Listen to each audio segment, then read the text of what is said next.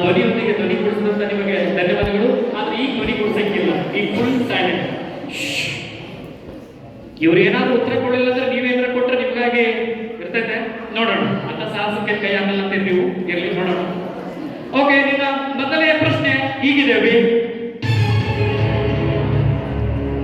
ಆಂಗ್ಲರ ಸಾಮ್ರಾಜ್ಯದ ವೈಭವ ಕಂಡು ಬರುವುದು ಇಲ್ಲಿ. ಆಯ್ಕೆ ಸಂಖ್ಯೆ ಎ ಟ್ರಾಫಲ್ಗರ್ ಸ್ಕ್ವೇರ್, ಆಯ್ಕೆ ಸಂಖ್ಯೆ 2 ಊಲ್ ವಾಲ್, ಆಯ್ಕೆ ಸಂಖ್ಯೆ 3 ಚೇರಿಂಗ್ ಕ್ರಾಸ್, ಆಯ್ಕೆ ಸಂಖ್ಯೆ 4 ವೆಸ್ಟ್ ಮಿನಿಸ್ಟರ್ ಅವೆ. ನಿನ್ನ ಸಮಯ ಈಗ ಪ್ರಾರಂಭ. ಆಯ್ಕೆ 3 ಚೇರಿಂಗ್ ಕ್ರಾಸ್. ಗುರುಗಳ ಆಯ್ಕೆ 3 ಚೇರಿಂಗ್ ಕ್ರಾಸ್ ಅಂತ ಹೇಳ್ತಿದ್ದಾರೆ, ದಯವಿಟ್ಟು ಲಾಕ್ ಮಾಡಿ. ಸರಿಯಾದ ಉತ್ತರ, ಸರಿಯಾದ ಉತ್ತರ, ಸರಿಯಾದ ಉತ್ತರ. ಮೊದಲ ಪ್ರಶ್ನೆ ಉತ್ತರ ಕೊಟ್ಟಿದ್ದಮ್ಮ, ಶುಭವಾಗಲಿ. ನಿನ್ನ ಎರಡನೇ ಪ್ರಶ್ನೆ ಪರದೆ ಮೇಲೆ ಹೀಗಿದೆ ಗುರುಗಳ. ವಿಶ್ವೇಶ್ವರಯ್ಯನವರು ಅನ್ವೇಷಣೆ ಮಾಡಿದ, ನೆಕ್ಸ್ಟ್ ಕೊಡ್ಬೇಕು.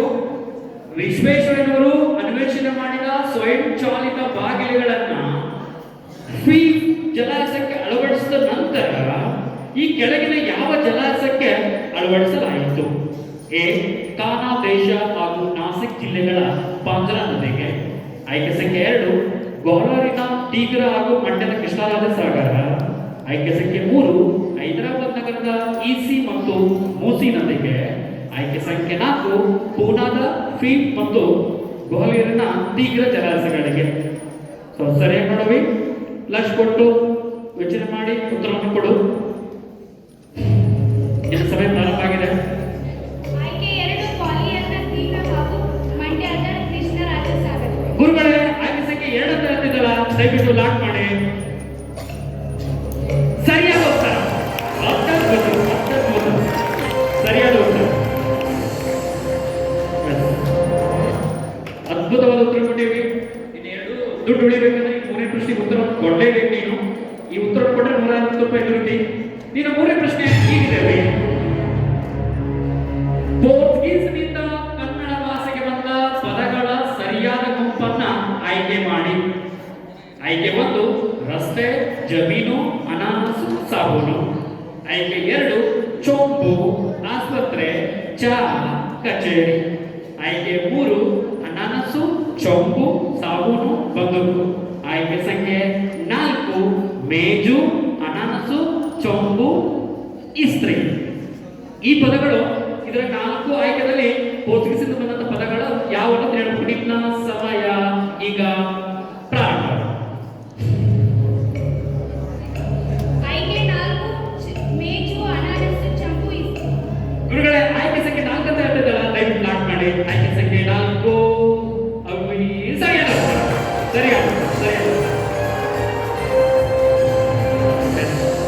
ಮೂರು ಉತ್ತರ ಕೊಟ್ಟು 160 ರೂಪಾಯಿನ ಸಂಪಾದಿಸಿದವ. ನಿನ್ನ 4ನೇ ಪ್ರಶ್ನೆ ಬರೆದ ಮೇಲೆ ಹೀಗಿದೆ.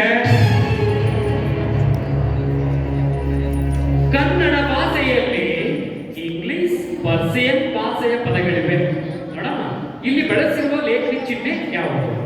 ಕನ್ನಡ ಭಾಷೆಯಲ್ಲಿ ಇಂಗ್ಲಿಷು, ಪರ್ಸಿಯನ್ ಭಾಷೆ ಪದಗಳದವ.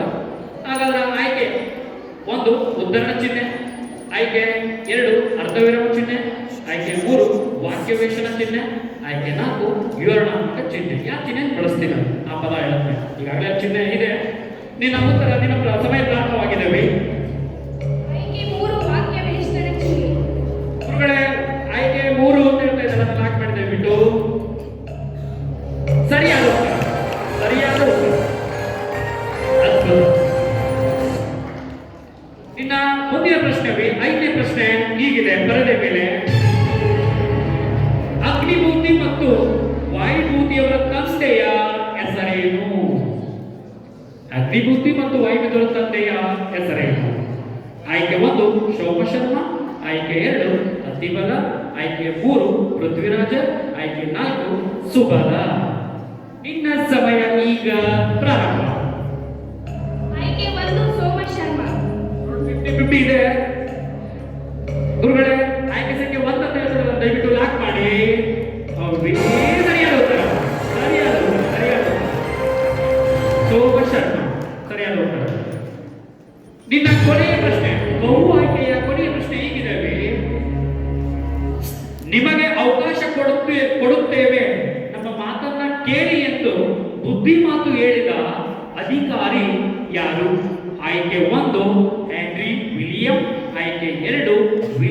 ಕೇಳಿ.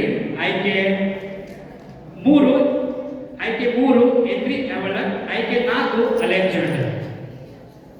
ಅಲ್ಲಿ ನಮ್ಮದು 1 2 3 4 ಹೆನ್ರಿ ಎವಲಕ್ ಮೂರನೇ ಸಿಗ್ತದೆ, 4ನೇದು ಅಲೆಕ್ಸಾಂಡರ್ ಇರ್ತದೆ. ಸರಿಯಾಗಿ ನೋಡ್ಬೋದು. ಹಾ, ಒಂದನೇದು ಹೆನ್ರಿ ವಿಲಿಯಂ, ಎರಡನೇದು ವಿಲಿಯಂ ಕೆರಿ, ಮೂರನೇದು ಹೆನ್ರಿ ಎವಲಕ್, 4ನೇದು ಅಲೆಕ್ಸಾಂಡರ್.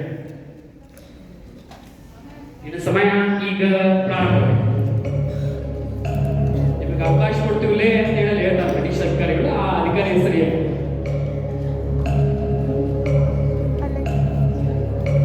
ಆಯ್ಕೆ 3 ಹೆನ್ರಿ ಹ್ಯಾವ್ಲಾಕ್. ಗುರುಗಳೇ, ಆಯ್ಕೆ ಸಂಖ್ಯೆ 3 ಅಂತ ಹೇಳ್ತಾ ಇದ್ದಾಳ. ನಮ್ದು ದಯವಿಟ್ಟು ಲಾಕ್ ಮಾಡಿ. 3 ಅಂತ 4ನೇ ಸಂಖ್ಯೆ ಅದು. ಸರಿಯಾದ ಉತ್ತರ. ಸರಿಯಾದ ಉತ್ತರ. ಅದು ಹೆನ್ರಿ ಹ್ಯಾವ್ಲಾಕ್ ಬುದ್ಧಿಮಾತೆ ಅಂತ ನಿನ್ನ ಬಹು ಆಯ್ಕೆಯ ತಟ್ಟಂತೆ ಪ್ರಶ್ನೆ ಹೇಗಿರುತ್ತೆ ಅವ್ರಿಗೆ? ಮೊದಲಿಗೆ ಜ್ಞಾನಪೀಠ ಪ್ರಶಸ್ತಿ ಪಡೆದಂತ ವ್ಯಕ್ತಿಗಳನ್ನ ಮನದಲ್ಲಿ ನೆನ್ಸ್ಕೊಂಡು ಅವರ ಆಶೀರ್ವಾದ ಇರಲಿ. ಈ ಉತ್ತರವನ್ನು ಕೊಟ್ರ ಔಟ್ ಆಫ್ ಔಟ್ 2 ಉತ್ತರವನ್ನ ನೋಡೋಣ. ಗುರುಗಳೇ, ತಟ್ ಅಂತ ಹೇಳಿ ಮೊದಲನೇ ಪ್ರಶ್ನೆ ಹೀಗಿದೆ. ಭಗವದ್ಗೀತೆಯನ್ನ ರಚಿಸಿದವರು ಯಾರು? ಮಹರ್ಷಿ ವೇದವ್ಯಾಸರು. ಸರಿಯಾದ ಉತ್ತರ. ಲಾಕ್ ಮಾಡಿ. ಸರಿಯಾದ ಉತ್ತರ ಮಹರ್ಷಿ ಶ್ರೀ ವೇದ ವ್ಯಾಸರು.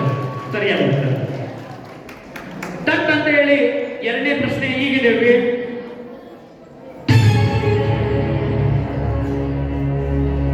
ಪರಶುರಾಮರು ಭೂಮಿಯನ್ನ ಯಾರಿಗೆ ದಾನ ಮಾಡಿದರು? ಗುರುಗಳಿಗೆ. ತಮ್ಮ ಗುರುಗಳಿಗೆ. ಗುರುಗಳೇ ನೋಡಿ ಉತ್ತರವನ್ನ.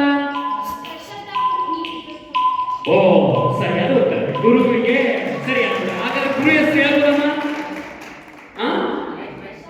ಕಶ್ಯಪ ಮುನಿ. Very good. ಎಲ್ಲ 8 ಉತ್ತರವನ್ನು ಕೊಟ್ಟು ಅದ್ಭುತವಾದ ಉತ್ತರ ನೀಡುತ್ತಾ ಕುಮಾರಿ ಸಂಜು ಅವರಿಗೆ ಧನ್ಯವಾದಗಳು ಹೇಳ್ತಾ ಚಪ್ಪಾಳೆ ಮುಖಾಂತರ